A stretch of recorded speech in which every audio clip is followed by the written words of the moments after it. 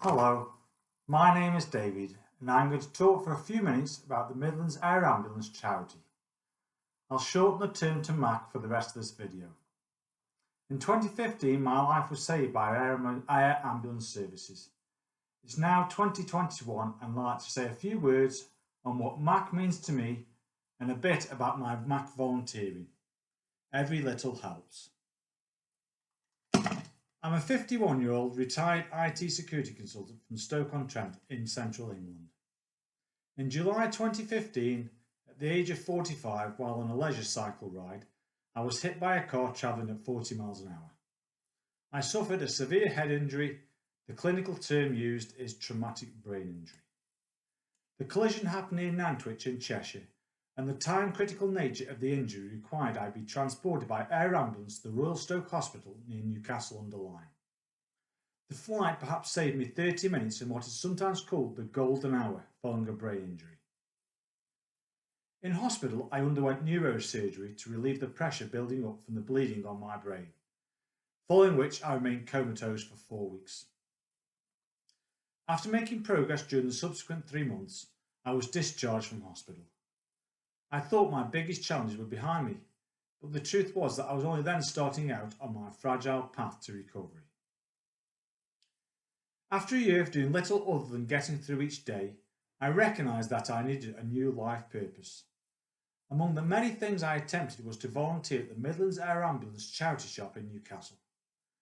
This role got me out of the house and engaging with people. It was my second dose of life-saving by air ambulance services.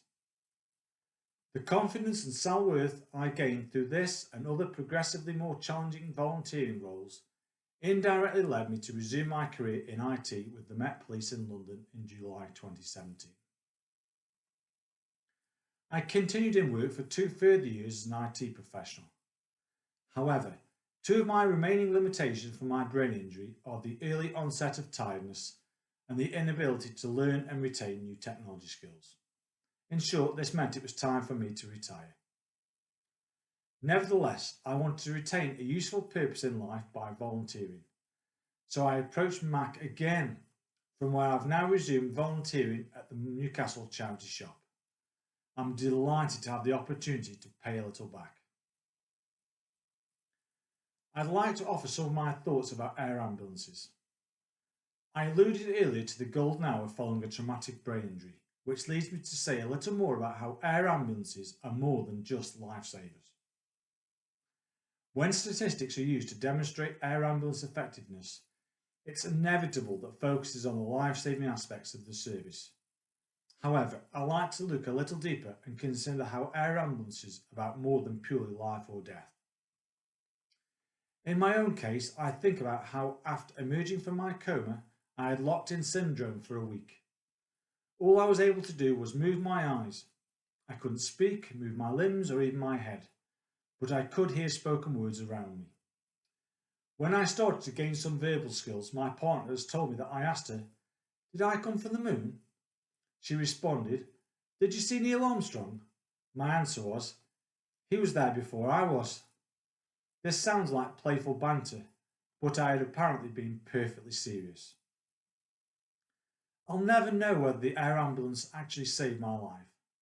However, I feel certain that the minutes saved during my golden hour made a significant contribution in enabling to make such a meaningful recovery. I've reached a nirvana of contentment where I'm now positive and grateful in my life purpose. I've sometimes played purely speculative what-if mind games. I've pondered whether the first 10 minutes snipped off my golden hour rescued my speech. The second 10 minutes rescued my cognitive function, and the third 10 minutes rescued my long-term memory.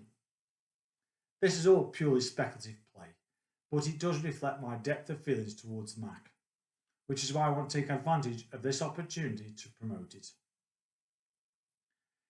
In my volunteering contribution, I work largely behind the scenes at the MAC Newcastle-under-Lyme shop, where I help out with the following tasks: collecting and bagging up donations, organising the warehouse storage space where there can be as many as 200 bags of donations, retrieving stock from the warehouse, then pricing and labelling items before placing them on the shelves, chatting with the public when, say, asked to retrieve the matching shoe for the one in the shop window, and smiling.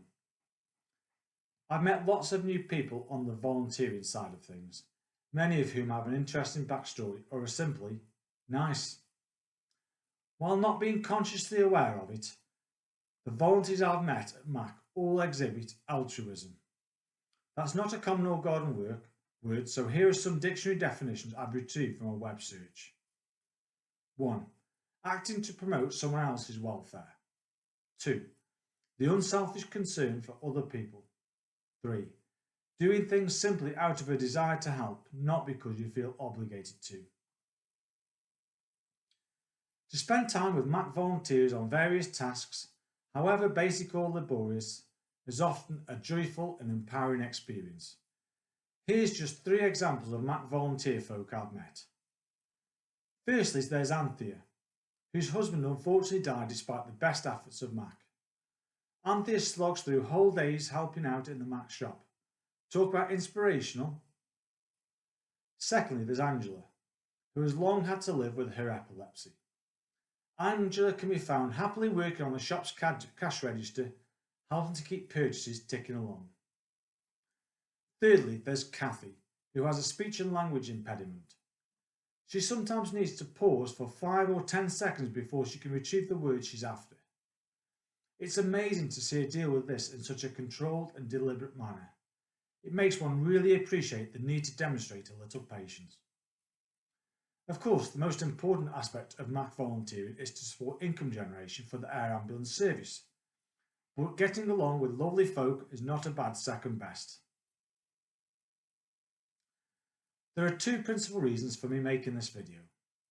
Firstly is to give MAC staff recognition of how much they're appreciated, be they flying helicopters, giving emergency aid or doing the unseen logistics. The second is to inform viewers that MAC is entirely supported by voluntary contributions. This isn't a hard sell, as we all have our personal reasons for giving to various charities. I just want you to know that MAC is indeed a charity and not, as I had previously thought, an extension of NHS road ambulance services. That's it for me now. Ta-ra!